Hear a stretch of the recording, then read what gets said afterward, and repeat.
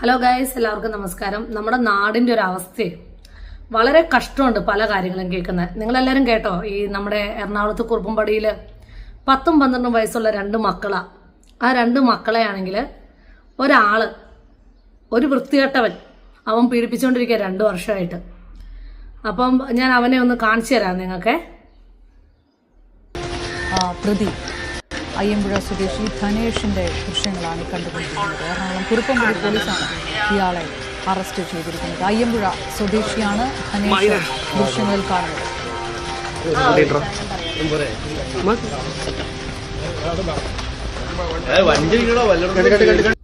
പാവം നടക്കാനൊക്കെ കുറച്ച് ബുദ്ധിമുട്ടുണ്ടെന്ന് തോന്നണേ. ഇച്ചിരി കൂനിയാണ് നടക്കുന്നത്.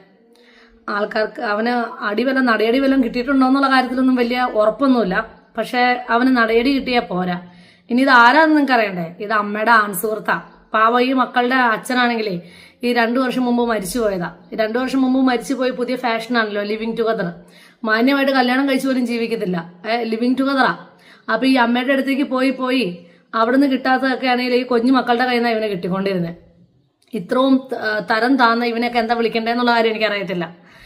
ഈ പിള്ളേർക്ക് ഇപ്പം 10-12 വയസ്സുണ്ട്. അപ്പൊ ഈ പിള്ളേർക്ക് 8-10 വയസ്സുള്ളപ്പോൾ തൊട്ട് ഇവൻ പീഡനം തുടങ്ങിയതാ. 1-2 വർഷമായി ഇവൻ പീഡിപ്പിക്കാൻ തുടങ്ങിയിട്ട്. എന്നിട്ട് അവൻ അതുകൊണ്ടും തൃപ്തിയായില്ല. ഇവൻ എന്ത് ചെയ്തു എന്നറിയോ? ഈ മൂത്ത പെങ്കൊച്ചിന്റെ അടുത്ത് വന്ന് നിന്റെ കൂട്ടുകാരങ്ങളെയും കൂട്ടിക്കൊണ്ട് വരാനായിട്ട്. അപ്പൊ ഇവനൊക്കെ ശരിക്കും ഒരു മൃഗമാണോ? മൃഗം എന്ന് പറഞ്ഞാൽ തന്നെയും അതിന്റെ ഇര ഏതാ, അതിന്റെ കൂടെ ഉള്ളത് ഏതാ എന്നൊക്കെ തിരിച്ചറിയാൻ കഴിവുള്ള ഒരു വകതിരിവുണ്ട് ഈ മൃഗങ്ങൾക്ക്. അതുവരെയും ഇല്ലാതെ ആയിക്കൊണ്ടിരിക്കുകയല്ലോ മനുഷ്യരെന്ന് വിചാരിച്ചിട്ട് വലിയ സങ്കടമുണ്ട്. ഈ അമ്മ എന്തൊരു അവളൊരു അമ്മയാണോ, അവളൊരു സ്ത്രീയാണോ, ഒന്ന് പ്രസവിച്ചതാണോ എന്നൊക്കെ നമ്മളിങ്ങനെ ചിന്തിക്കുമ്പോൾ ഉണ്ടല്ലോ നമുക്ക് വളരെ മോശം തോന്നും.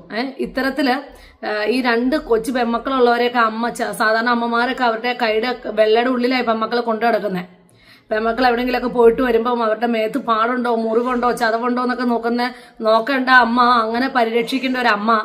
അച്ഛൻ മരിച്ചതിന് ശേഷം അച്ഛന്റെ അമ്മയുടെയും കെയർ കൊടുക്കേണ്ട ഈ അമ്മയാണെങ്കിൽ ഏതോ ഒരുത്തനെ വിളിച്ച് കയറ്റി കൊണ്ടുവന്നേക്കുന്നു. ഇവന് ഈ ആഴ്ചയിൽ എല്ലാ ദിവസവും വരത്തില്ല, ഈ ഫ്രൈഡേ സാറ്റർഡേ മാത്രമേ വരത്തുള്ളൂ. കാരണം ഡ്രൈവറാ.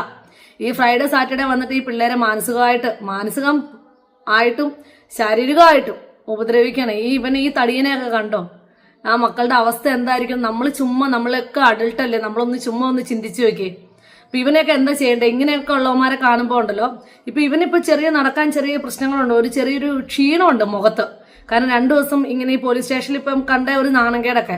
പക്ഷെ ഇനി നമ്മൾ ശരിക്കും ഇനി എന്നെ കാണാൻ പോകുന്നത് ഇങ്ങനെയുള്ളവന്മാരെയൊക്കെ അങ്ങ് പിടിച്ചു കൊണ്ടുപോയി പ്രൊസീജിയറൊക്കെ തീർത്തിട്ട് ജയിലിൽ കയറ്റും.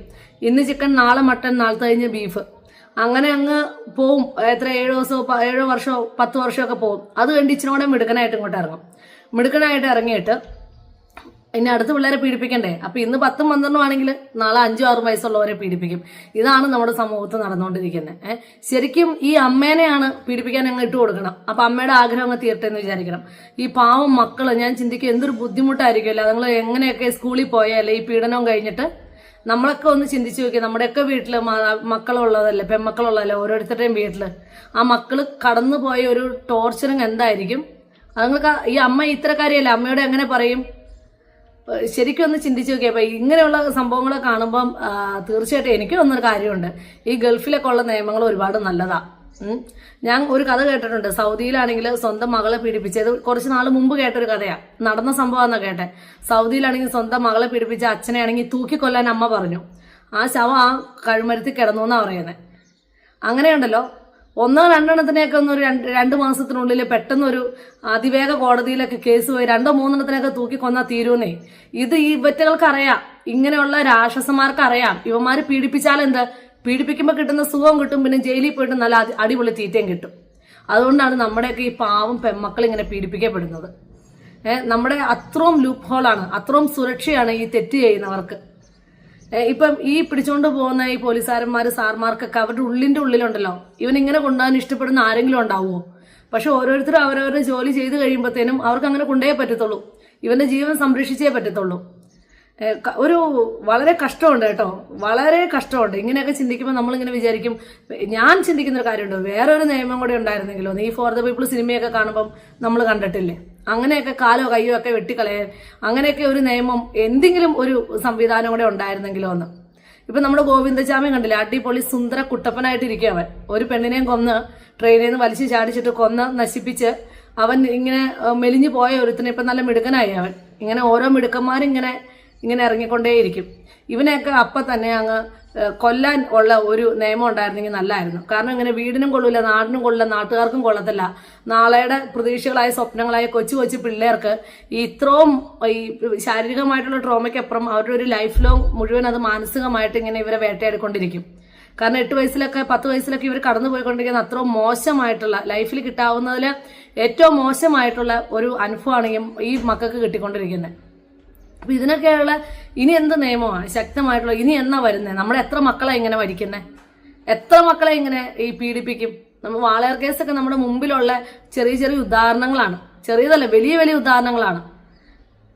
ഇത്രയും ഇതിനൊക്കെ എന്താ എങ്ങനെ റിയാക്ട് ചെയ്യേണ്ടത്? നമ്മൾ ഒരു സൊല്യൂഷൻ ഇല്ലാത്ത ഒരു സൊസൈറ്റിയിലെ ഏറ്റവും ഭീകരമായിട്ടുള്ള ഒരു അവസ്ഥ.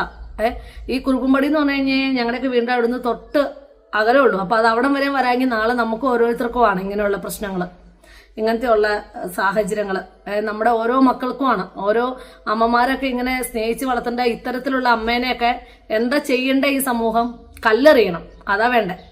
അപമാനിക്കണം സമൂഹത്തിന്റെ മുമ്പിൽ ഇട്ടിട്ട്. ഇപ്പം ഷൈനിയുടെ 2 മക്കളെയും കൊണ്ട് റെയിൽവേ ട്രാക്കിലേക്ക് പോയപ്പം അന്ന് ഞാൻ ഓർത്ത് എന്തിനാ മക്കളെയും കൂടെയും കൊന്നു കളഞ്ഞെന്ന്. ഇന്ന് മനസ്സിലായി ഷൈനി എന്താ ചിന്തിച്ചതെന്ന്. കാരണം ഉണ്ടല്ലോ, ഇത്തരത്തിലുള്ള അവരൊരു നല്ല അമ്മയായിരുന്നു, അവരൊരു നല്ല സ്ത്രീയായിരുന്നു, അവർ ഏറ്റവും കംപ്ലീറ്റ് ആയിട്ടുള്ള ഒരു അമ്മയായിരുന്നു. അതുകൊണ്ടാണ് അവരുടെ മരണശേഷം അവരുടെ മക്കൾക്ക് എന്തെങ്കിലും സംഭവിക്കുമോ എന്നുള്ള പേടി കൊണ്ട് റെയിൽവേ ട്രാക്കിലേക്ക് പോയത്. കാരണം അറിയാം, അവളടങ്ങുന്ന ഓരോരുത്തരും, ഈ ഞാനടങ്ങുന്ന ഓരോ സമൂഹവും ഓരോ സ്ത്രീകളും ജീവിക്കുന്നത് ഇത്തരത്തിലുള്ള കുറെ രാക്ഷസന്മാര് ചുറ്റുമുണ്ട്.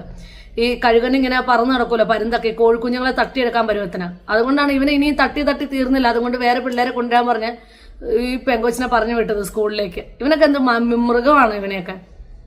ഇതിൽ കൂടുതലൊന്നും ഇതിന് റിയാക്ട് ചെയ്യാനില്ല ഈ ന്യൂസിനോട്. Thanks for watching.